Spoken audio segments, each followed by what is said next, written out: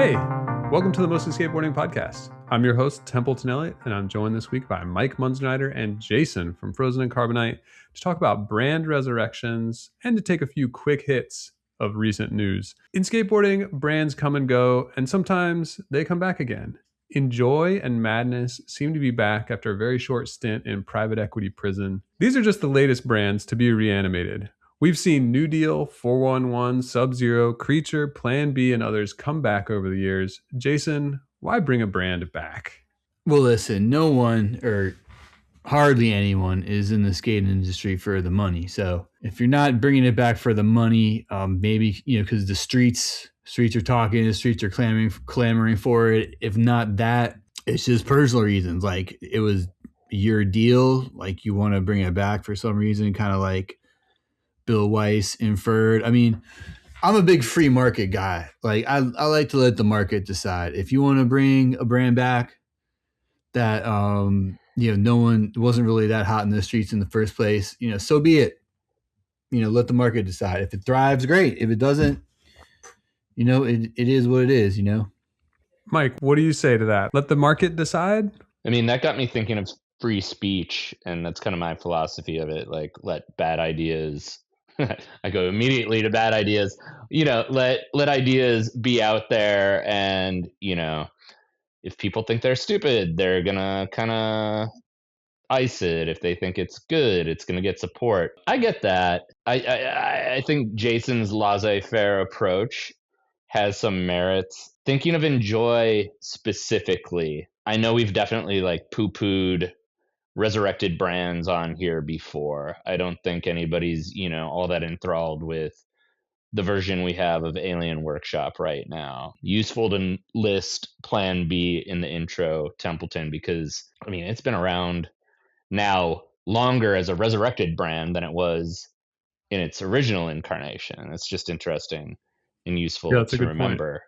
Yeah, with Enjoy, my immediate reaction wanted to be like, come on, man, like beating dead horses, let sleeping dogs lie, another animal analogy or whatever. But Louis Barletta's little Instagram press release, because that's how we do it nowadays, Jason, like that was convincing, he's emotionally invested in the brand. It wasn't gone for that long, and I even did like air quotes because I'm a good podcaster. I don't know. I never bought anything from Enjoy aside from Bag of Suck back in the day. But as a brand, it was like it always held its own. It was in a cool lane. And I guess it's okay, if like Louis Barletta wants to bring it back. He seems like a sincere dude. It would be maybe good if they let Jacuzzi Unlimited limit itself and kind of just fade out and just do Enjoy. But maybe that's for later discussion of how like so many of these sidewalk brands are just continuations of the IP that they lost. Where are you on these things, Templeton? I've said this before on the podcast. I think churn is good. I think bringing old shit back is whack. Certainly we're in a free market society, so anybody can bring anything back if they can wrangle the IP. I just feel like we've seen what Enjoy does. Enjoy kind of ran its course, wasn't that hot in the end anyway. Why bring it back? I understand wanting to kind of like protect that legacy and stuff, and maybe you could run Enjoy as a legacy brand and have like a couple legacy skaters on the team, and Jacuzzi is more the legit company with young up and comers and stuff like that, and maybe that's kind of the way to do it in an honorable way. But I feel like it's better to let the brands die. But I guess Enjoy wasn't gonna be dead. It was gonna be zombie Enjoy hanging out at Walmart. Although it sounds like maybe the previous owner was shopping Enjoy to Walmart for, scooters and roller skates and whatever else. But if Louis got it back, I can't imagine Walmart was too interested in the Enjoy story getting put on scooters and whatnot. So it makes me think like, Walmart didn't really want it. I don't really want it. Like free markets out here. Kind of, it's saying things. You got to listen. And I think it's saying that like the IP for these brands just isn't worth that much money, or isn't seen to be worth that much money, and worth is all perception anyways. Yeah, I mean it's just a name, legacy, and I don't guess what Walmart cares much for legacy, and the legacy of Enjoy isn't really something that Walmart would want to put on their shelves, I don't think. What is the legacy of Enjoy? Like goofy ads, I guess. Like ads that were kind of funny without skating. Yeah, I feel like it's like goofy, but also there's like a little bit of maybe not sinister, but like what's It's a little the right mean. word? Yeah, a little mean, a little like crass. Like plenty of ads throughout Enjoy's history would like get the brand canceled today. Something I've been thinking about, and it has to do with like Louis Barletta bringing the brand back and him being at the helm now. There's like 3 distinct Enjoy eras: Mark Johnson, Matt Eversole, Louis Barletta. And I think the Matt Eversole one is the one that actually like lives in everybody's heads. Right. Because the Mark Johnson one was short-lived. The Louis Barletta version as brand guy, I think, was, past the brand's prime. And so, yeah, like the Eversole, that dude's brand idea, is Bag of Suck, and is, I think, all those iconic ads that maybe are too edgy for today, but in the context of the past, I think, do pass muster as not being that bad. I don't know. Yeah. It's like, it's irreverent, it's edgy, and that video is really fucking good. I feel like they had some follow-up videos that were decent, but Bag of Suck is like a top 27 video all time. Yeah, well, first off, don't forget about the Bobby Pulio version of Enjoy. Whoa. It was no, shout out Bob Pulio, seriously. But anyway, yeah, the thing about Enjoy is like that video really holds up. Bag of Suck, like it holds up a lot, and like also the people that, let's say what year did it come out? 06. No shit. I thought it was way later than that.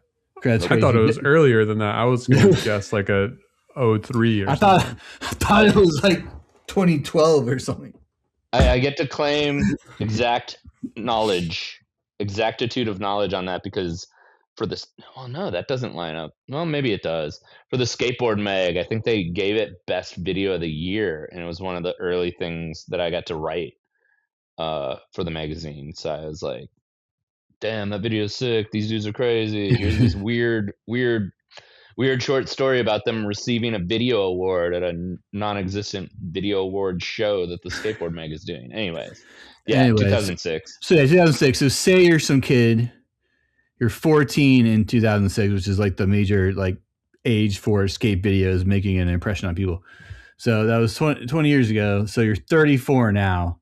You're entering your prime like buying years.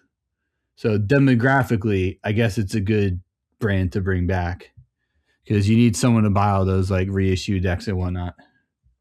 Yeah, that's interesting. That's smart. But to me, I wonder if all those, 2006 14-year-olds watched Enjoy, end up in Zoomies and kind of like sully their legacy a little bit. And are they still interested in an Enjoy board, or have they moved on? Good question. Who knows? Yeah, it just, I guess for me, Enjoy never really held that special of a place in my heart. A brand Did you like the video, Bag of Suck? Did you like Bag of Suck, though? Did you watch it a million times? Bag of Suck is a great video. It came out at a time when I was not watching a lot of skate videos. So it's not like part of my, like, I can't name the tricks as the song beats hit, like I can't some other videos. So you're the blogger who has watched more videos than anybody ever, but you had a time. I had a dark time. It was like after I came back from California. Oh yeah. And it was like I was like in that different place in my life where it's like, oh, I gotta like get it. And I'm living with my girlfriend, and just like, there's just not as much time to like watch skate videos on repeat. So it's dark time for my watching. If it makes you feel any better, I don't think I've watched it through all the way either, ever. Definitely watched Jerry Sue's part, of course. Of course, it's like skipped around a little bit. Maybe watched some of Billy Barletta's part, but maybe some of Jose Rojo's part. But I didn't sit down and watch it all the way through, probably ever. It's not like the kind of, it's not my shit. It's not my wheelhouse. See, I think I was at the tail end of my indoor skate park career, and that video was on repeat with the sound on, however it was set up in the shop situation. It's a good video. Top 27, like I said, all time. Yeah, great video. Well, another brand was reanimated this week from kind of the same private equity prison, Madness, who does kind of hold a special place in my heart as a brand that I literally hate. Because I refuse to watch any media from Madness because they are a skate park company. Like their whole team is just skate park guys, which, if you're going to do that, I'm going to hate you. So I'm bummed that Madness is back. I have a neutral feeling to Madness. I'm not mad. I'm not happy. I'm neutral. Jason? Yeah, I'm pretty much. I don't actively hate them. It's just I'm just like why start a transition company? I don't know. But like the dudes rip like opera. Yeah. So now I'm like, dude, what's their? Because I think some of the dudes from that were on Madness went to opera, like Clay Kreiner, who rips tremendously. So does Alex Perelson, who I think was on Madness and might be on opera. So it's like, what's the difference with the brand narratives of Madness and opera? I mean, kind of it's not the elephant in the room, but it's a large factor at play here is that Dwindle ended and these brands went into purgatory, and then they started up Sidewalk Distribution, which is like just has like, I don't know, like replicant brands of all the brands that ended, where they just started up and replicated the brands, slightly different DNA, a little bit of mutation there, but yeah, the difference between a Madness or an opera, I couldn't tell you. Jacuzzi was definitely like an atrophied version of Enjoy, so we'll see what happens there. I don't know. I do have beef with Sidewalk Distribution for doing all of the most like craven nostalgia plays that are happening right now. They did the Pop War reissue, which is just kind of like, who exactly is asking for that? It's one of those things where, oh, I remember those boards. Maybe I'll buy them. The 411 thing, I think, is also them, and that's I don't know. 411 was, geez. 411 was tight. You got to enunciate, Jason. Oh, like all those 411 decks. Yeah, I think so. Yeah, that's. I don't know, dude. I feel like it's like smart. Oh, go ahead. I heard on Twitter that you could buy a 7-inch vinyl record of the 411 theme, which is tight, but that is kind of tight, actually. It was like a skate shop day giveaway or something, or maybe it was there for sale. I don't know, but that is a tight thing to make. Imagine you go see a DJ and he throws that one on and starts scratching. Whoa, dude. It's like Saturday night, like 1 a.m. or whatever, like peak DJ time. He throws on, dun dun dun. The boxcar. The boxcar. Everyone loses their shit. I mean, that's basically like a party in 2003 when 93 Till Infinity came on. Like, same diff. The nostalgia plays. I saw that for Skate Shop Day, there was also an Underworld Element board that they were selling. Yeah, I saw that. That was so bad. Like, it's not even a reissue of a board that they did. It's just like a deck with a picture of the Skypager video cassette.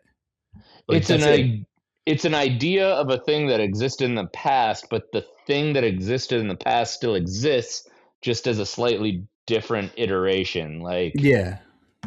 I mean, is the entire, like, you know, is the skateboard market that dead for young people that we're just making up things of the past? Like, it's not even real. Yeah, it's not like a board they did. That would be cool. Actually, I would actually fuck with that. But it looks so lame. It's just like, oh, Skypager. Then it says like everyone that was in Skypager. You know, what? It's kind of a weird move for a deck. I feel like T-shirts though, like, you know, T-shirt would be kind of cool, like a Skypager T-shirt. I would Apparently, you could make a T-shirt of every. deck. Yeah. Oh, you could make a T-shirt of like every good skate VHS, and you could have that'd be a solid brand for somebody. Maybe that Sidewalk. There's another free idea. Just, you know, every month you issue a new skate video T-shirt with Templeton, a picture of the box. Do not encourage them, even though that's funny. Yeah. Dan McGee, you should do like all the blueprint videos. Make a T-shirt. I would maybe buy that. That would be sick. Come on our podcast, Dan McGee. I want to talk about Bell and Sebastian. This is a Bell and Sebastian podcast. I think we've all seen him at least once. Yeah, I think that's true. I don't know what. I feel like Patrick is the least Bell and Sebastian pilled of the crew. Where did you see them, Jason? Right here in Richmond, Virginia, actually. Sick. When did they play in Richmond? Like a couple years ago, I think. Oh, okay. I was gonna say, you know, like if they played in Richmond while I was living there, I don't know how I missed it, but yeah. To be 411-esque, no time for slipping. That would have been slipping, Templeton. Major slipping for me. I've seen them in DC, Maryland, Seattle, Portland a few times, all over. LA. Always they a good love show. Portland. They love Portland. I know that much. I think I saw them twice in the same year in Portland. Like they toured their album and then they came for like a music festival. That was great. Flexing on this podcast. Anyway, back to the resurrecting brands thing. Like, I don't know. I kind of think once you liquidate all the product at like Ollie's discount outlet or whatever, like you can't bring it back. Like, you know, it just adds like it just seems whack after that. But I don't know. Yeah, I mean, at least give it some time to where people maybe aren't still riding those boards that they bought at Ollie's. You know, that wasn't that long ago. And if you stocked, you know, yes, people are like, oh God, I still have 40 sets of Enjoy wheels that I got at Ollie's. What am I gonna do? They came back. You can resell them now. They're worth more money. It's a legit brand. Damn, it's like original dead stock. Yeah. On top of this, I was at the shop and the homie was griping about Jacuzzi doing a board, think tied in just skate shop day, you know, related to that Skypager board, where they put a Enjoy Panda on the board, but then it says Jacuzzi. And, you know, it really blurs the lines of like, well, what does any of this brand management, IP, intellectual property, you know, what does any of it mean when you can just do that? Yeah, I mean, to me, it just says that like that's telling consumers that Jacuzzi is Enjoy. And now we've got both. Got two of the same thing. What are we going to do with that? John Dila is going to manual over both companies. Take that as you will. It sounds likely. One other thought. Girl would do reissues, and there's like a couple boards I have in mind where if they did that basketball player one, you remember that where it's painted, like years old. Oh, the Guy Mariano one. It was an entire series, but I'm sure Mariano had one. Yeah. Yeah, a lot of their series, if they reissued them, I would buy it in like a second. Like the chairs one, like the Yup. The one that's like the whole, like when you put them all together, it's like a city street or something. I'll buy all those in a second, dude.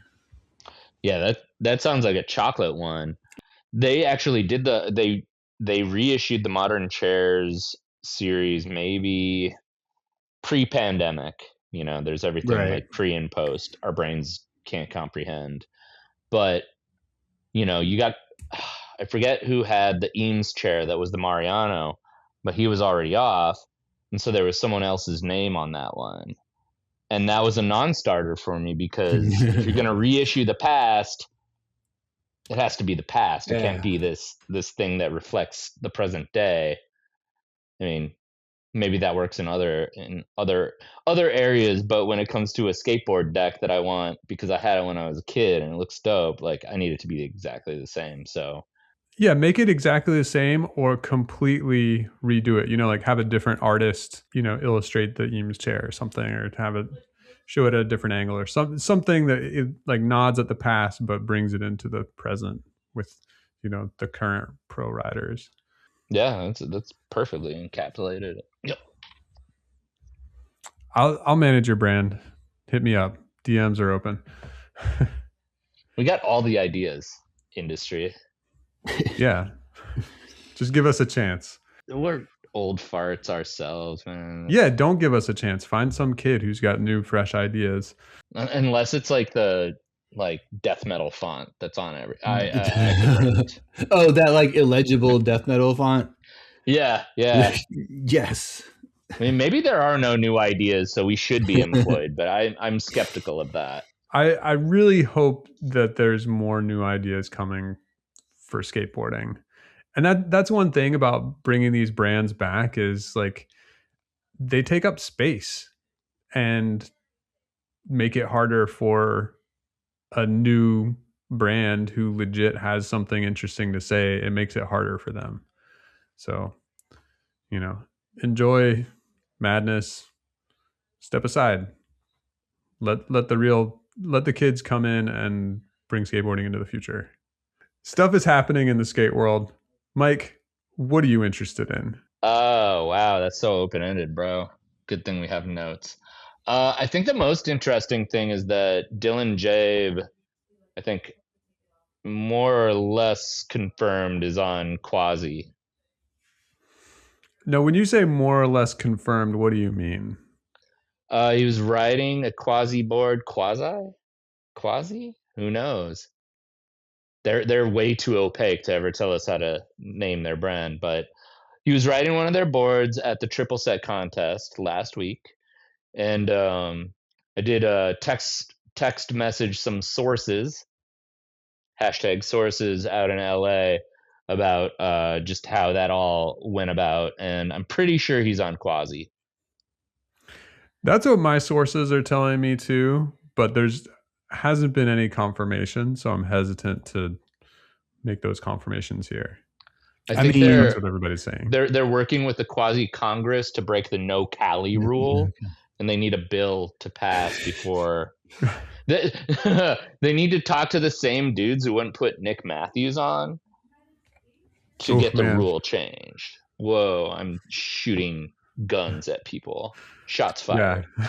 But yeah, I mean, like if you put two and two together, he like changed his gear up a little bit. Like he's wearing like more fitted t-shirts, pants, a haircut that's like Ethan Fowler from 1994. Like, whoa, pretty. I mean, I'm probably he's on Quasi. Like he's got to be on Quasi, dude. I mean, plus, which is a little bit weird because I think it's more. Is that a lateral move or is it like a down move? Because primitive, you kind of think of it as like the most elite dudes. Maybe like a slightly down move. I don't know. So I think it's maybe known and fairly confirmed that like Primitive almost went out of business recently. Oh, was that a slapboard topic or am I? I did see something about that. Yeah, there was I don't know, malfeasance at play, and the brand, was nearly no more, and I think that played into the move from the standpoint of like who's on what brand for its status in the world. I feel like, Jake Johnson and DeKaiser, pretty elite company. Yeah, For definitely. sure. Yeah. To me, I think going from primitive to quasi is an upgrade. And I think it's one of those rare instances where the skater and the brand are elevating each other. I think that Quasi needs Dylan Jabe just as much as Dylan Jabe needs Quasi. Maybe Dylan Jabe needs Quasi less because I think Dylan Jabe would be good wherever he went. He's just in that realm. He's a freaking magician, dude. Like, seriously. He's very good. He's a magician. He's in his window. His pro announcement could not be more hotly anticipated. Like I've been predicting he's going to go pro for like 3 fucking years. And Quasi didn't have, or doesn't, we'll say, have like a hot rookie. They've got their kind of legacy pros and they've got their AMs, but none of those AMs are quite ready to go pro. Those pros have been pro for quite some time. So they needed a hot rookie. And that's Dylan Jabe. Could have been Nick Matthews. But it's Dylan Jabe. So I think it's a good move for both parties. I'm very excited to see the welcome video. He's been stacking according to sources. Not the welcome video, but Dylan Jabe's welcome to Quasi video. I don't want to watch another welcome video in my life. Sorry. Last one was kind of fun. We won't touch on that too much. Anyway, yeah, I'm excited to see what Quasi does to welcome Dylan Jabe, and I'm wondering, are they going to send him to Richmond? Is he going to have to spend a week with John Rowe doing roofing or whatever the fuck he does? Yeah, you got kind of dirty. You got to hang out in Richmond a little bit once you get on Quasi. It's like part of the whole thing. I mean, that's going to be the real tell. Maybe he'll skate the school down the street from me over here that all of them always skate. I don't know. Who knows? I bet he can handle it. Yeah. Dude rips. Yeah. He's good. One of my favorite Sheckler calls, maybe it was the Olympics. And like, yeah, homie did something. He's just like, he's good. Sources. I'm just doing my NBA reporter thing. Sources, : Jabe also tried to get on Baker and Limo. Wow, interesting. I feel like Baker would be a great fit, but it's interesting. I feel like that's maybe the only team he could have gone on where it wouldn't be that huge of a deal. Does that make sense? It does. It's like he's a hitter, but there's a lot of hitters on there. Yeah. Yeah, it's like, I guess Baker is kind of like the Yankees. I'm getting into sports territory where I don't know what the fuck I'm talking about, but no, you're right. It's like that actually happens a lot. Like some guy will from another team who's like the best player on that team will join the Yankees, and you kind of don't think about him anymore just because they're on the Yankees with all these other guys, So that actually happens a lot. It's not quite because LeBron is LeBron, but it's like LeBron on the Lakers where he's just another good dude who's on the Lakers, legacy-wise. Yeah. So, yeah, but Limo would have been interesting. Would be cool to see Dylan Jabe in a Johnny Wilson production. Love Limo, but it's like Louis Lopez on FA. Way better than everybody in a different way. Like Cyrus and, the homies on Limo are like, they just have a different vibe. Right. But whatever the Louis Lopez welcome to FA video was, it's like, damn, he's better than all those fools. And that didn't work. That was an imbalance. Like Dylan Jabe really raises Quasi's Q rating. Is Q rating a thing even though? I don't know. I haven't heard anything about that in a while. All right. I'm going to check it on my phone, but I probably won't say whether or not I was right because that's... All right. There's a Q rating. Okay, hold on. What is a Q rating? Q score or Q rating, a key industry metric measuring the familiarity and appeal of celebrities, brands, or entertainment products. So I don't know if Nailed that it. works. I don't know if my joke works, but It's like a number that measures how big of a celebrity you are. I wish I could still get my clout rating based on my like Or your Twitter clout and score, Instagram reach. Dude, I haven't thought about that in like 10 years. I don't think it's been around in like for 10 years. That was tight though, man. Every now and then you're like, damn, what's up with my clout? Yeah, my clout score. You know, Tumblr didn't really figure into the clout score, disappointingly for me. You were big on Tumblr and now you're ruining the day. Yeah, God, man, those are good times. Anyway, Dylan Jabe was amongst peers this past weekend at the Santa Monica Triple Set, Bust or Bail, the Santa Monica Slamma. Fuck, some gnarly shit went down. That was perfect reading, man. I'm sorry. Yeah. Jason, who were the standouts for you? Well, first off, the aforementioned Dylan Jabe, the kid that did a switch frontside heel down it. I thought that was crazy. The guy that did a inward heel down it. That was really Ryan crazy. Carell. Ryan Carell, yeah, shout out him. He kicked that thing like 3 feet in the air. Like he kicked it 3 or 4 feet in the air and just like dropped because like he kicked it all the way to the end of the turbo set. That was crazy. That was trick of the day for me. Yeah, it was incredible. Toby Ryan, Ripper. He's good. The kid's good. Yeah. I don't know how he tweaks his backside nollie flips like that, but it's pretty sick. And who else? One thing that stood out to me is like it looked really small, or maybe that was just because of the depth lens that people used like in the past, and that's like the way we think of it. No, I think it looked small. Go ahead, Mike. Yeah. I was just gonna say, like, basically agreeing with you, Templeton, that probably not the hugest thing, and it's more of like it looks good on film. I think the run up is interesting, and then the fact that it's like a high traffic area made it a legendary spot, aside like more so than this is the gnarliest fucking place you've ever skated. Yeah, and it's kind of perfect for an event because in this day and age, people can get buck on a 9-stair triple set. Like a lot of shit went down. But interestingly, when I watched the Santa Monica This Old Ledge, and we got to revisit a lot of those tricks, I was like, oh, a lot of that shit was ABD. I'd forgotten about a lot of it.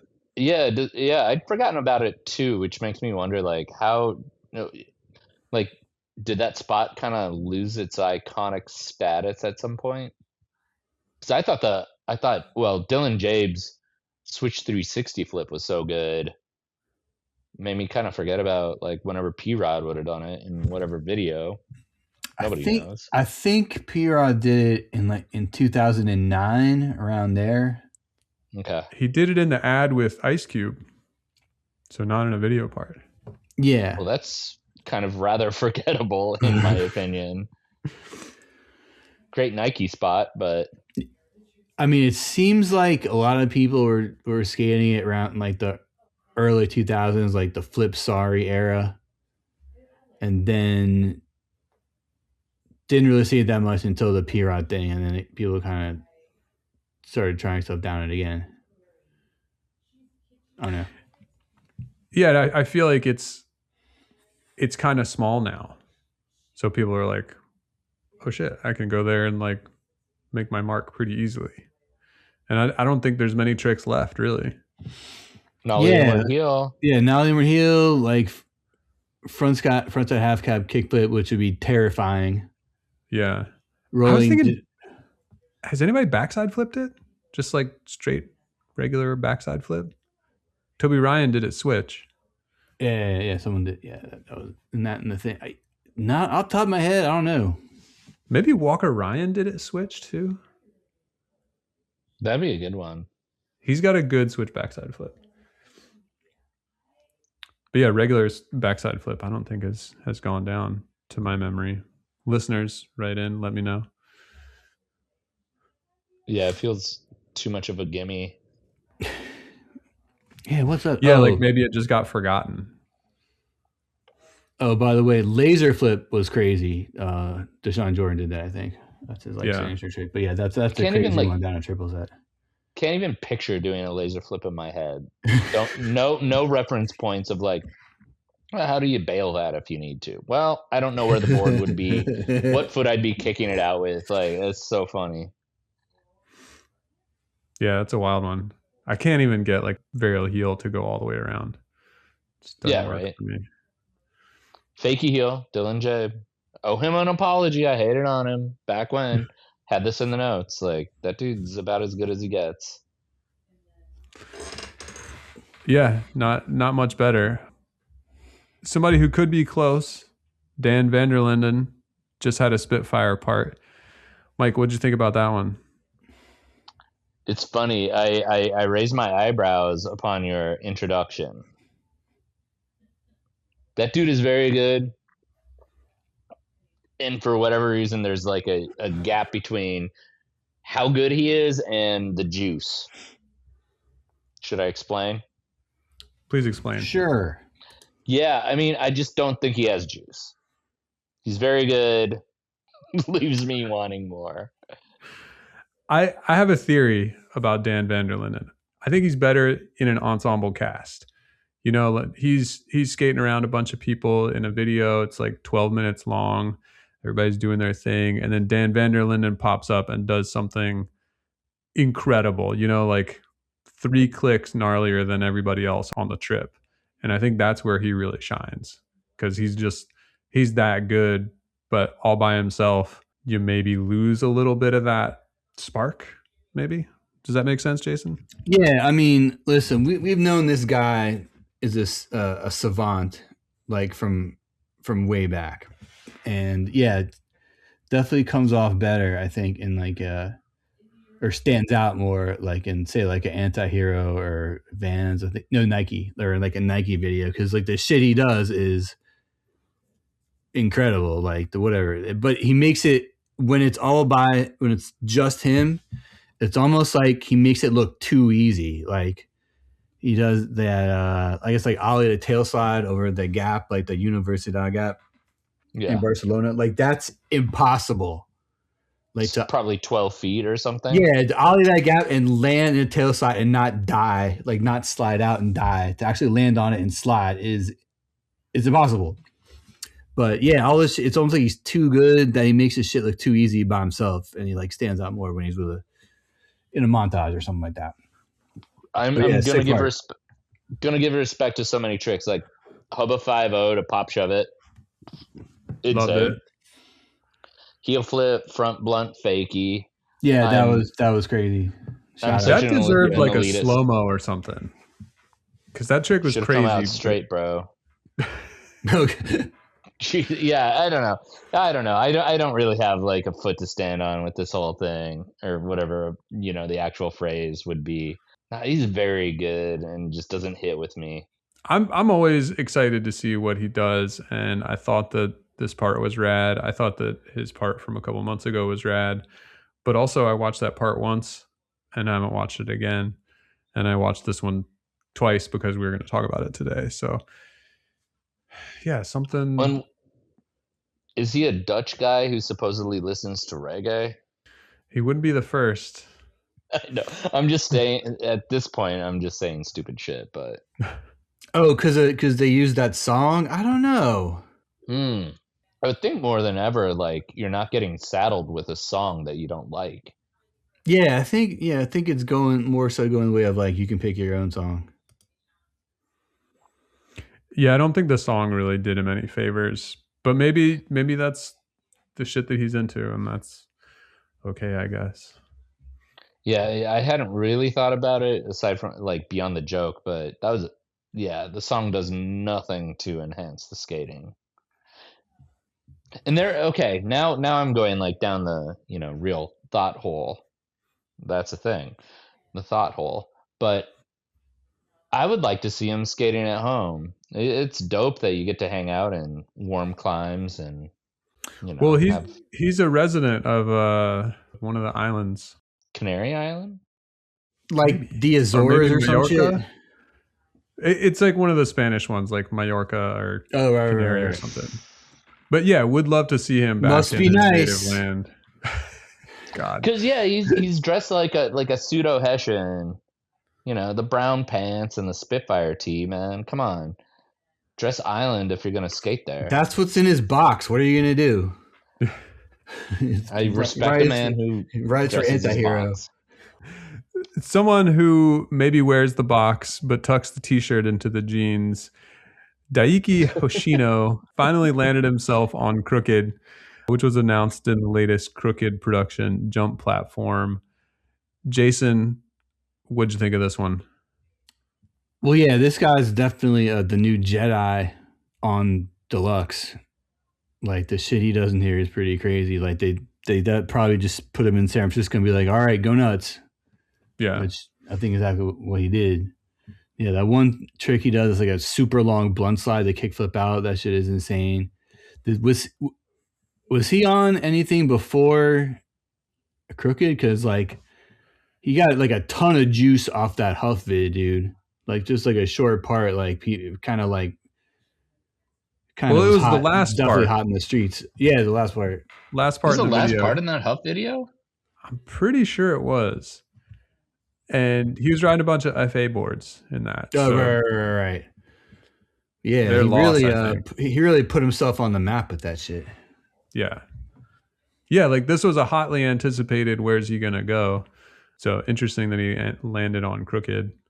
Mike, what are your feelings about Crooked? I like Crooked. I think that Mike Anderson could send a sponsor me tape to Black Flies. He might Are they already still- ride for They're them. still I don't going? know. I don't know. No, that video was good. I think the frame rate was a little fucked up. If anybody's listening who knows anything about that, it was distracting. I'm No, thankfully Crooked's like, frame rate blind. yeah, no, I'm annoyingly in tune on like, what's wrong with this? It looked fine to me. I don't know. God, hopefully I wasn't having a stroke all day. That would suck. Yeah, Mike's wild. last yeah, episode. Crooked. Yeah, Bobby's like the best, of course. Funny thing, they said everyone's name at the beginning of the video. I was like, oh, Simon Jensen. When did he get on Crooked? Then I like looked up his Welcome to Crooked video. It was like came out 6 years ago. I was like, dude, where was I? Could we get the names just in there? Because I would love to see the name next to the face. So I can be like, okay, Simon Jensen, blonde hair, Nikes, does Wallies or whatever. I don't know. So it would be nice for me to get a little idea. Yeah. Especially with this team, because most of them look pretty similar. So it's hard to tell. When it was maybe the homie Cypress, and that's as far as I'm going with it. Like, did a carve over the bench to slide, frontside shove it, like backside carve, frontside shove it on the wall. China Banks. I don't actually know who did that, and that's a trick that is really dope. Somebody deserves credit for it, at least. Yeah, I would just. I figured it was Mike Anderson. What's that? I figured it was Mike Anderson. No, it was definitely not. It was wrong stance, but that just goes to show that like we need name titles in these things, especially as promotional brand. Promotional to program. Yeah, I'm sure if I watched it a couple of times, I could figure it out. I could like triangulate it.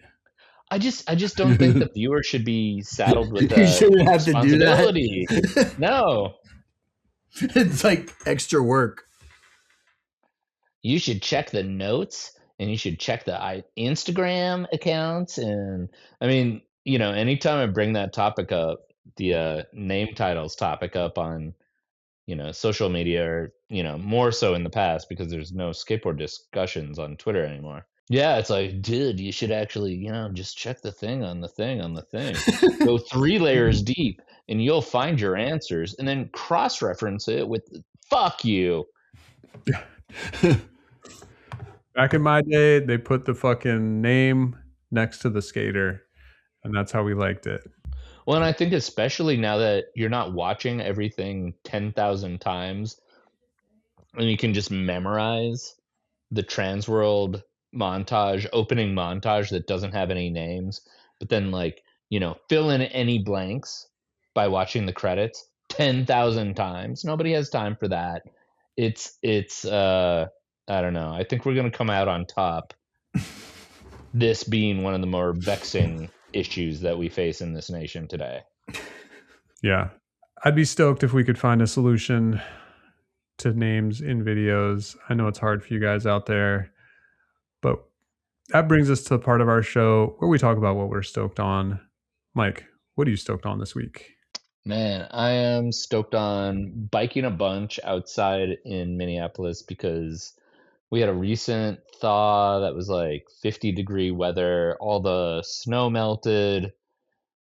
It was actually like fun to ride a bike and not sketchy. So I don't know. I got my body feeling really good from riding a bike outside. I'm also stoked on Anthony Edwards of the Minnesota Timberwolves getting the All-Star MVP award last week.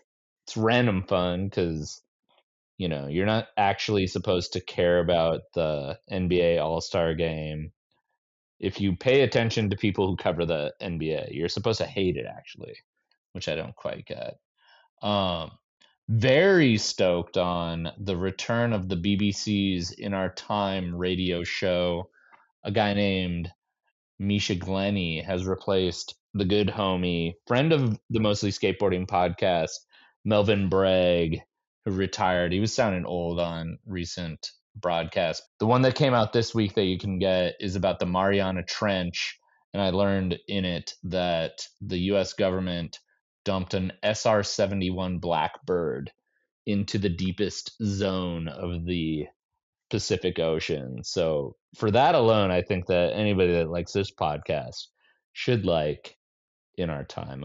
This is like the third time I've been stoked on In Our Time. So, three's a something. Jason, what are you stoked on this week? All right. Well, there are a whole bunch of Venture riders in that Crooked video. And along those lines, I'm stoked on Venture Trucks, made in San Francisco, California. Stoked on a video part from Justin Jahowiak. Hopefully I said your name right. From a video called 8-Track out of Tampa, Florida area. Just some pretty dope, like technical street skating. Think there's some Puerto Rico spot porn in there. That's pretty dope. So that I learned about that via Quarter Snack. Shout out to Snack Man. I've been going past few weeks. I've been going down a pretty serious Prince wormhole, like the Prince universe in general. So along those lines, I'm stoked on the Purple Rain Expanded Edition with 35 songs, and finally stoked on the Knicks Pistons NBA game tonight. Just a really good regular season matchup, playoff atmosphere, even you could say. Templeton, what are you stoked on this week? I am stoked on my rice cooker. I've had it for a long time, but not really, explored all the possibilities, but I've been doing more lately and it's kind of fun. It's interesting. The rice cooker has like a moisture sensor in it. So you can cook eggs in it, and it'll take like 15 minutes, or rice and it'll take 35, 40 minutes. It just knows, and it's going to give you like perfect every time. So kind of cool. Throw a bouillon cube in there with your rice to flavor it up a little bit. Throw some beans in there with the rice. All kinds of shit out there. So get a rice cooker if you don't have one, or if you have one, maybe push it to the limits. That's it for our show this week. Be sure to check out mostlyskateboarding.net for links to things that we talked about and other show notes. Until next time, you can keep up with us all week online. Jason, where can the people find you? On Twitter at Carbonite94, on Instagram at Frozen Carbonite, and writing stuff for the website quartersnacks.com. Mike, where can the people find you?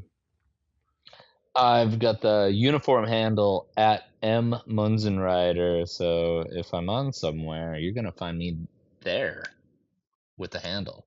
Templeton, where can the people find you? You can find me on Instagram at Mostly Skateboarding. You can find my skate collages at mostly.collage on Instagram, and you can find the show on YouTube at Mostly Skateboarding. We will see you guys next time. Next week is Slow Impact, so I'm not sure how that will impact our show schedule, but keep an eye out for some reporting from the ground in Tempe, Arizona. So we'll see you all next somewhere. Next time. There.